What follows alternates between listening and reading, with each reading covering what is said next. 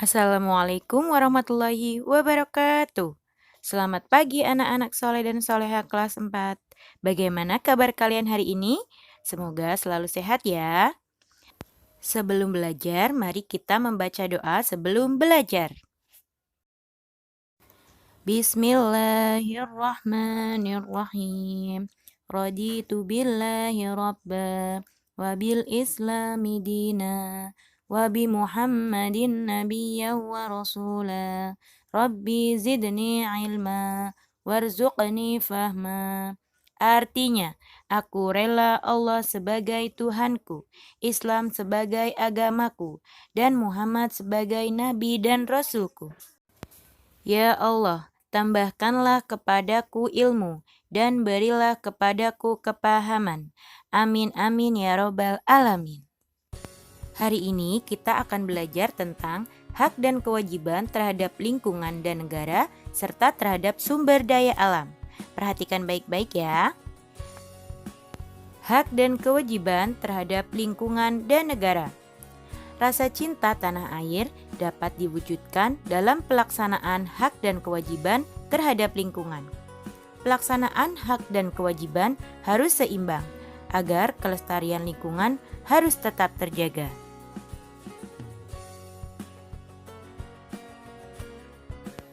Nah, berikut ini adalah contoh pelaksanaan hak dan kewajiban terhadap lingkungan hutan. Kewajiban terhadap lingkungan hutan. Yang pertama, memanfaatkan sumber daya alam sesuai kebutuhan. Yang kedua, menggunakan sumber daya alam alternatif. Dan yang ketiga, melakukan penanaman kembali hutan yang gundul. Dan keempat, menerapkan sistem tebang pilih.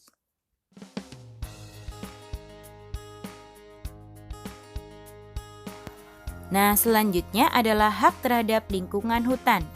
Yang pertama, memperoleh udara bersih. Yang kedua, kita dapat memanfaatkan sumber daya alam untuk memenuhi kebutuhan kita. Dan yang ketiga, terpenuhinya kebutuhan sumber daya alam sehari-hari. Dan keempat, memperoleh lingkungan yang bersih dan sehat.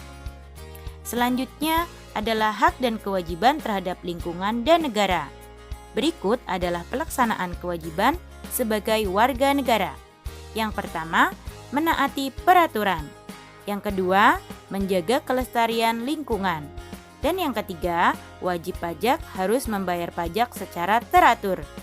Keempat, mengikuti pendidikan dasar. Dan kelima, membela negaranya. Dan yang keenam, menjaga nama baik negara. Berikut ini pelaksanaan hak sebagai warga negara. Yang pertama, menikmati persamaan kedudukan dan kepastian di depan hukum dan pemerintah. Yang kedua, menikmati hidup layak dengan terpenuhinya semua kebutuhan hidup dengan baik. Yang ketiga, mengeluarkan pendapat saat bermusyawarah. Yang keempat, mendapatkan kebebasan dalam memeluk agama dan melaksanakan ibadah. Yang kelima, mendapatkan pendidikan yang layak. Dan yang keenam, memanfaatkan sumber daya alam. Masih semangat ya anak-anak? Selanjutnya adalah hak dan kewajiban terhadap sumber daya alam. Sumber daya alam banyak dimanfaatkan sebagai sumber energi. Contohnya pada tumbuhan, laut, minyak bumi, gas alam, batu bara, dan lainnya. Semua sumber daya alam tersebut perlu dimanfaatkan dengan bijak agar masyarakat dapat sejahtera dan menikmatinya secara terus-menerus.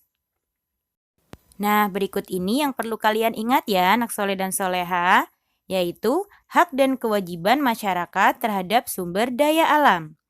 Hak kita terhadap sumber daya alam yang pertama adalah memanfaatkan hasil pertanian sebagai bahan makanan.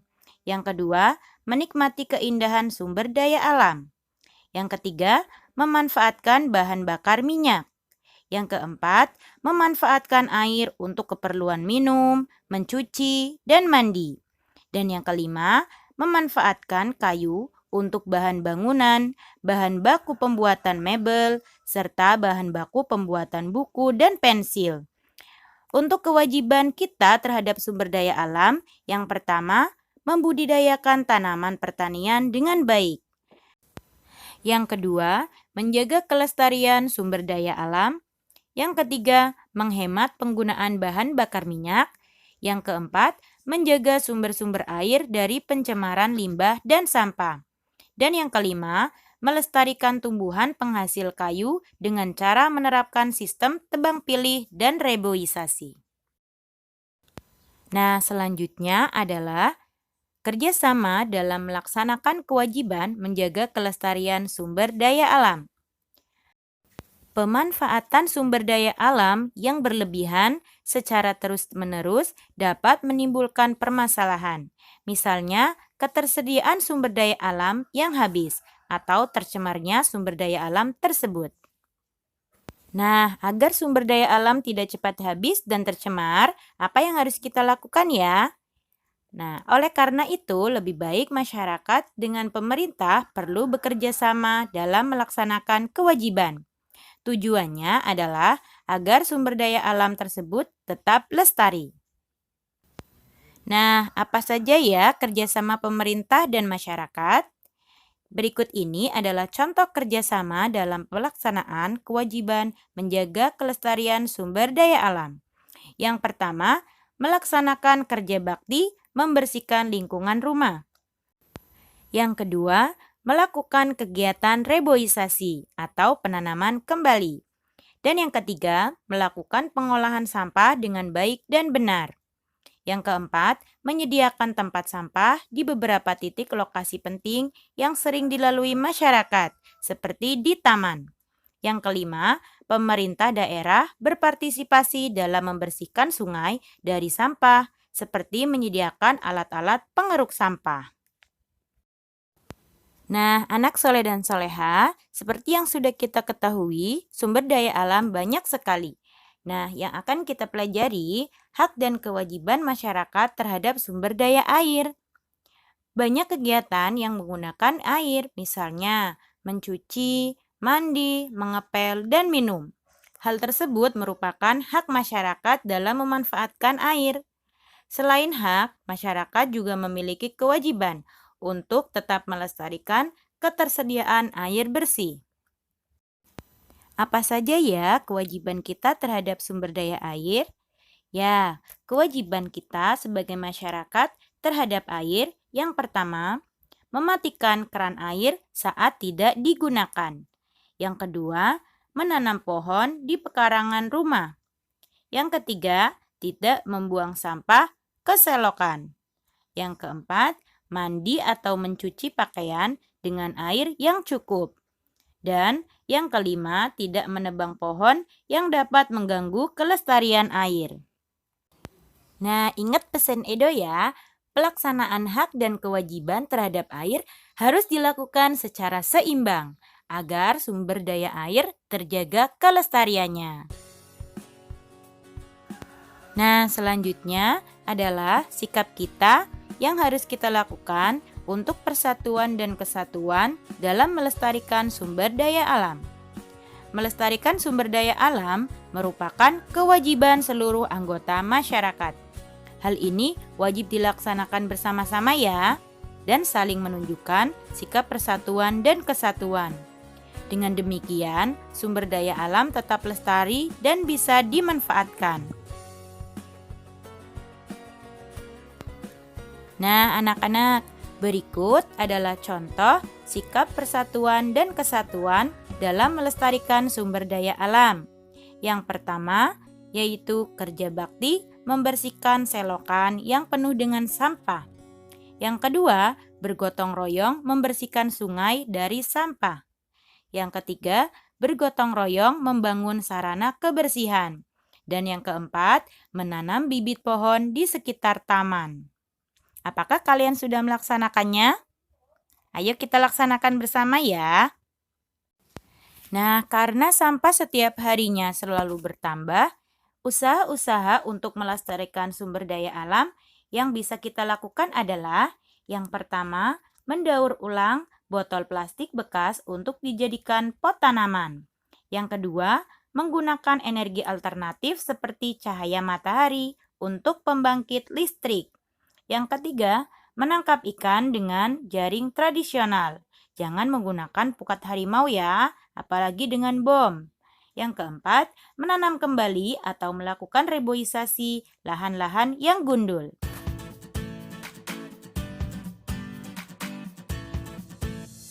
Nah, berikut ini adalah beberapa kerusakan hutan akibat tidak melaksanakan kewajiban. Apa saja ya? Ya, yang pertama, hutan berubah menjadi lahan terbuka yang kering dan tandus. Yang kedua, tanah menjadi gundul dan tandus. Yang ketiga, daerah di sekitar hutan mengalami kekeringan di musim kemarau dan banjir di musim penghujan. Yang keempat, udara menjadi panas karena kurangnya ketersediaan oksigen. Dan yang kelima, hewan-hewan di hutan kehilangan tempat tinggalnya.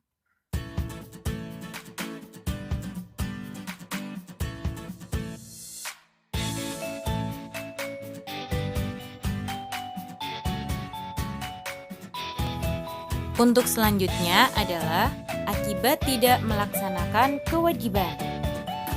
Menjaga sumber daya alam yang terdapat di lingkungan sekitar merupakan suatu kewajiban bagi setiap warga negara. Apabila kewajiban tersebut telah dipenuhi, maka kita pun dapat menerima hak untuk menikmati sumber daya alam tersebut. Namun, apabila kita tidak melaksanakan kewajiban melestarikan sumber daya alam, maka hak pun tidak dapat kita dapatkan. Misalnya, apabila kita membuang sampah ke sungai, maka sungai tersebut akan semakin menyempit karena sampah akan menyebabkan banjir. Oleh karena itu, kita tidak boleh membuang sampah di sungai. Nah, berikut ini adalah contoh pelaksanaan hak dan kewajiban yang dilakukan dengan seimbang. Yang pertama, jika ingin sehat, kita harus menjaga kebersihan lingkungan tempat tinggal. Yang kedua, jika ingin terhindar dari banjir, kita tidak boleh membuang sampah di sungai. Dan yang ketiga, jika kita menginginkan udara bersih, kita harus menanam pohon dan menjaga kelestarian pohon.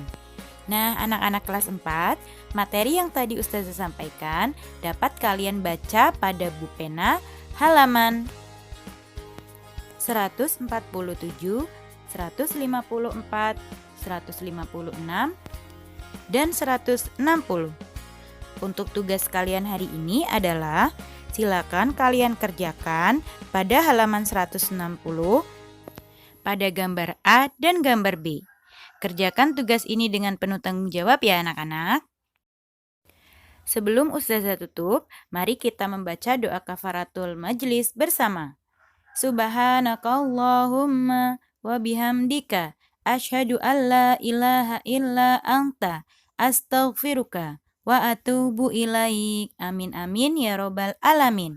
Wassalamualaikum warahmatullahi wabarakatuh.